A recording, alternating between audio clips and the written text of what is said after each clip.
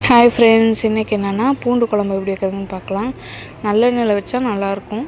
நல்லெண்ணெய் ஒரு 4 ஸ்பூன் விட்டு அதில் சீரகம், மிளகு ஒரு ஸ்பூனு, வேணால் கம்மியாக போட்டுக்கலாம். போட்டு அதை கொஞ்சோண்டு வெந்தயம் போட்டு நல்லா வணக்கி விட்டுட்டு, பூண்டு ஒரு கை அளவு, வெங்காயம் அதை விட கொஞ்சம் கம்மியாக போட்டு நல்லா மிக்ஸ் பண்ணிவிட்டு, வரமிளகா, தக்காளி ஒரு 4, குட்டி குட்டி தக்காளினாலும் நான் 4 போட்டிருக்கேன். இதெல்லாம் போட்டு நல்லா வணக்கிட்டு அதை எடுத்து ஆறினோடனே அரைச்சி வச்சுக்கணும். அதே கடாயில் நல்லெண்ணெய் விட்டு கடுகு, வெந்தயம் கொஞ்சம் போட்டு கொஞ்சோண்டு உளுந்து இதை போட்டுட்டு நல்லா பொரிஞ்சோடனே பெரிய வெங்காயம் நீல வாக்கில் வரைஞ்சி வச்சுருக்கேன், அதையும் போட்டு பூண்டு ஒரு 15 பல் பூண்டு போட்டு அதையும் நல்லா வணங்கினோடனே நம்ம அரைச்சி வச்ச விழுதையும் உள்ளே போட்டு நல்லா மிக்ஸ் பண்ணி விட்டுறணும். தேவையான அளவு தண்ணி, எனக்கு கொஞ்சம் கெட்டியாக வேணுனாலும் நான் ஒரு 3/4 டம்ளர் தண்ணி மட்டும் ஊற்றிருக்கேன்.